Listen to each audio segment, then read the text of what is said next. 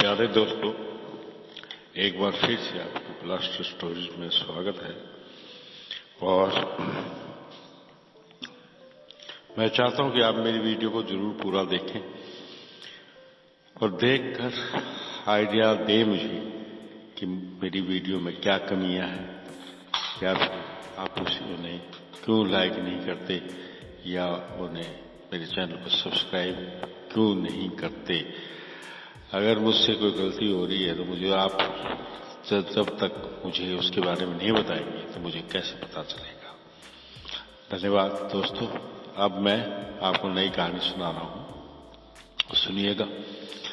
एक राजा के एक ही लड़का था, वह शादी के योग्य हो चुका था, फिर भी वह अपनी शादी के बारे में बिल्कुल न सोचता था। इस पर राजा ने उससे पूछा, बेटा तुम विवाह के योग्य हो गए हो, फिर भी शादी के बारे में क्यों नहीं सोचते। विवाह करने योग्य कन्या कोई भी मेरी दृष्टि में ना पड़ी पिताजी, राजकुमार ने जवाब दिया। तब तो मैं तुम्हारी सहायता करूंगा, ये चाबी लेते जाओ। राजमहल की मंजिल पर एक कमरा है, उसे खोलकर देखो, शायद तुम्हारी पत्नी बनने योग्य कन्या वहां तुम्हें मिल जाए। राजकुमार ऊपर मंजिल पर चला गया, उस कमरे को खोलकर भीतर कदम रखा जिसे आज तक किसी ने ना खोला था। वह गोल कमरा था, उस कमरे की दीवारों पर अनेक राजकुमारियों के चित्र लटकाए गए थे। उन चित्रों को एक एक करके देखते राजकुमार ने कमरे में की प्रदक्षिणा की। वे सब कन्याएं एक से बढ़कर एक सुंदर थी। राजकुमार ने सोचा कि उन सब तस्वीरों को एक बार देखकर निर्णय करे। उसी समय राजकुमारी की दृष्टि एक तस्वीर पर पड़ी जिस पर वस्त्र ढका था। उसने उस वस्त्र को हटाया, चित्र की सुंदरी को देख मूर्तिवत खड़ा रहा। वह कन्या अपूर्व सुंदरी थी, उसी के साथ विवाह करने का राजकुमार ने निश्चय किया। राजकुमार नीचे उतर आया, अपना निर्णय राजा को सुनाया। राजा ने खींच कर कहा, तुमने वस्त्र से ढके चित्र को क्यों देखा? ये देखने योग्य चित्र होता तो मैं उस पर वस्त्र क्यों ढकते?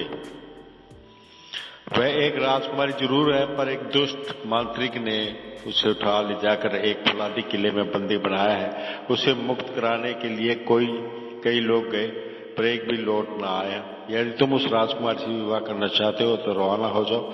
दूसरे दिन राजकुमार अपने घोड़े पर सवार होकर अकेले ही चल पड़ा। जल्द ही वह एक जंगल में पहुंचा। कई दिन यात्रा करने पर भी जंगल खत्म होने का लक्षण नहीं दिखाई दे रहे थे। इसी समय एक लंबे आदमी ने राजकुमार की मुलाकात हुई। उसने राजकुमार से पूछा, मुझे अपना नौकर बना लो। राजकुमार ने सोचा कि उसके एक साथी का होना जरूरी है, इसलिए उससे पूछा, तुम क्या काम कर सकते हो? मेरा नाम लंबा है, मैं चाहे जितना भी ऊंचा बढ़ सकता हूं, चाहे तो देख लो। ये कहते हुए लंबा आदमी देखते देखते पास के पेड़ के बराबर ऊंचा हो गया और पेड़ की ऊंची डालों में स्थित चिड़िया के घोंसले को अंडों सहित अपने हाथों में ले राजकुमार को दिखाया। बड़ी अच्छी बात है, ये जंगल को पार करने का उपाय बता दो तो तुमको योग्य समझूंगा, राजकुमार ने कहा। लंबा आदमी सब पेड़ों से ऊंचा हो गया, चारों तरफ नजर डालकर बोला, हम दक्षिण दिशा में जाएंगे तो जल्द ही जंगल को पार कर सकते हैं। उसके कहे मुताबिक दक्षिण दिशा में चलकर वे दोनों एक मैदान में पहुंचे। दूर पर उन्हें एक आदमी दिखाई दिया। वह आदमी मेरा परिचित है, उसे भी तुम नौकरी दोगे तो वह हमारे काम होगा, लंबा ने समझाया। अच्छी बात है, तब तो उसे बुलाओ, राजकुमार ने कहा। इससे अच्छा ये होगा कि मैं उसे हमारे पास ले आऊं। लंबा आदमी लंबा हो गया, 2-4 लंबे कदम बढ़ाकर उसके पास पहुंच गया और पल भर में उसे राजकुमार के पास ले आया। उस नाटे आदमी को देख राजकुमार ने पूछा, तुम कौन हो और क्या काम कर सकते हो? मेरा नाम चौड़ा है, मैं चौड़े में बहुत मोटा बन सकता हूं, नाटे ने जवाब दिया। ये सब कहते गहरी सांस लेकर चौड़ा तेजी से के साथ मोटा बनने लगा। राजकुमार और लंबा आदमी अगर दूर ना भागते तो उसके नीचे गिरकर दब जाते हैं। मैं नहीं सोचता कि ये विद्या जानने वाला दुनिया में कोई दूसरा भी हो, इसलिए तुम भी हमारे साथ चलो, राजकुमार ने कहा। चौड़ा सांस छोड़कर मामूली आदमी बन गया। तीनों मैदान को पार कर पहाड़ों के निकट पहुंच रहे थे, तब उन्हें एक और आदमी दिखाई दिया। अरे तेज आंख वाला यहीं पर है। एक साथ लंबा और चौड़ा चिल्ला उठे। राजकुमार ने देखा तीसरे व्यक्ति की आंखों पर पट्टी बंधी हुई है। राजकुमार ने उससे पूछा, तुमने अपनी आंखों पर पट्टी बांध ली है, तुम्हें कैसे रास्ता दिखाई देगा? मुझे सब कुछ साफ दिखाई देता है। पट्टी ना बांधी तो जहां पर भी मेरी दृष्टि पड़ेगी वह चीज जलकर भस्म हो जाएगी। मेरी आंखें ऐसी तीक्ष्ण हैं। तेज आंख वाले ने समझाया। ये सोच कहते ही मैंने पट्टी निकाल कर एक पहाड़ी चट्टान की ओर देखा। वह चट्टान हरा 1000 टुकड़े हो गई। उन टुकड़ों के बीच एक सोने की कनी चमक उठी। राजकुमार ने तेज आंख वाले को भी अपना नौकर बनाया और उसे आदेश दिया, तुम अच्छी तरह देखकर ये बता दो कि फौलादी किला कितनी दूर है और वहां क्या हो रहा है। सूरज के डूबने तक हम फौलादी किले में पहुंच जाएंगे। वहां पर हमारे लिए रसोई बन रही है। राजकुमारी एक बुर्ज में बंदी है, तेज आंख ने कहा। उसके कहे मुताबिक राजकुमार अपने अनुचरों के साथ पहाड़ को पार करके सूरज के डूबने तक फौलादी किले में पहुंचे। किले में से कोई उनके सामने न आया। सब और नीरवता छाई हुई थी। राजकुमार ने किले के अहाते में प्रवेश किया। अपने घोड़े को घुड़साल में बांधकर उसमें चारा डाल दिया। उसके बाद चारों ने महल में प्रवेश किया। भीतरी कमरों में कोई दिखाई नहीं दिया, मगर एक बड़े कक्ष में शिलाओं के रूप में कई आदमी दिखाई पड़े। उन मूर्तियों पर धूल जमी थी। भोजनालय में दीपक जल रहा था। चारों के लिए भोजन परोसा गया। चारों ने भोजन कर लेटा चाहा कि इतने में एक कुबड़ा वहां आ पहुंचा। वह एक बुढ़ा था। उसके सर पर बाल न थे, मगर दाढ़ी कमर तक बड़ी थी। वह काला अंगरखा पहना हुआ था।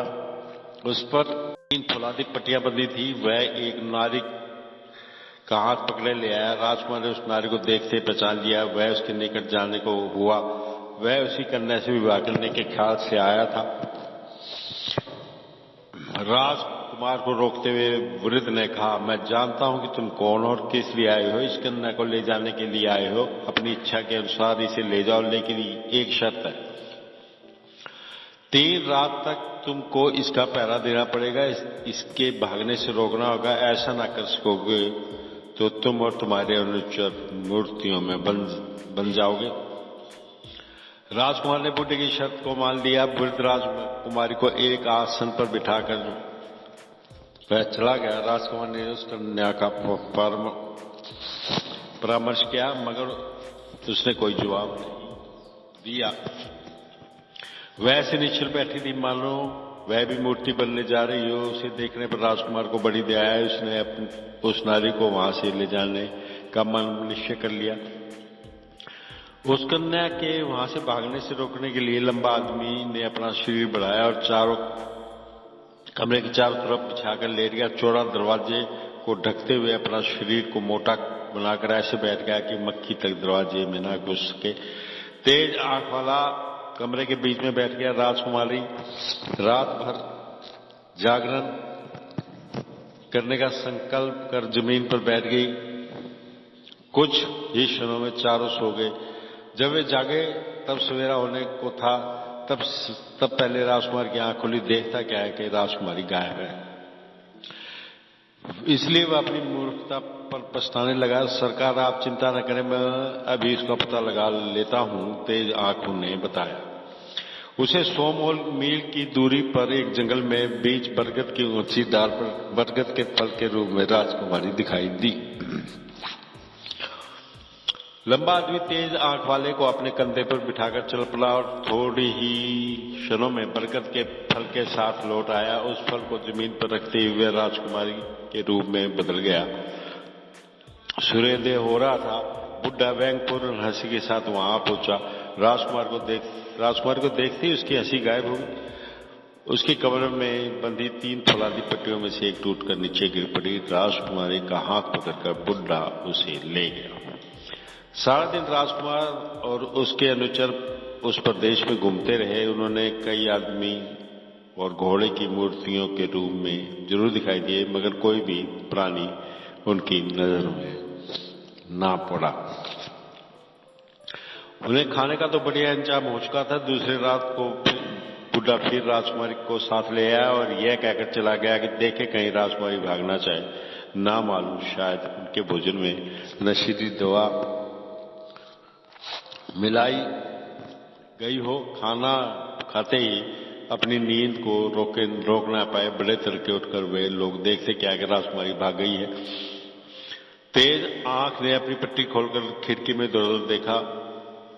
उसने कहा यहां से 200 मील दूर एक पहाड़ में एक चट्टान के बीच में मनी के रूम में है। लंबा मुझे वहां ले जाएगा तो उसे लाया जा सकता है जल्दी ही। वे दोनों मनी के साथ लौट आए। जमीन पर रखते ही मनी राजकुमार के रूम में बदल गए। दूसरे क्षण बुड्ढे ने कमरे में प्रवेश किया और राजकुमारी को देखा। उसके कमर में बंधी एक और फौलादी पट्टी टूट कर नीचे गिरी। बुड्ढा बड़बड़ाते राजकुमारी का हाथ पकड़कर उसे ले गया। तीसरी रात को भी राजकुमारी तथा उसके अनुचरों ने खाना समाप्त करते ही बुड्ढा राजकुमारी को ले आए। उस कमरे में बिठाकर चला गया। आज रात को राजकुमार ने जागते रहने की बड़ी कोशिश की पर फायदा ना हुआ। उसने सोचा कि पल भर के लिए आंख मूंद ले, मगर आंख खुलते ही पूर्व में सूर्योदय होने को था। राजकुमारी गायब हो गई। राजकुमार ने तेज आंख को जगाया। उसने उठकर पट्टी खोल दी। खिड़की में से देखा यहां से 300 मील की दूरी पर एक तालाब के नीचे सिप्पी में एक अंगूठी है। वही राजकुमारी है। उसे यहाँ ले आना है तो हमारे साथ चौड़ा का चलना जरूरी है, तेज आंख वाले ने कहा।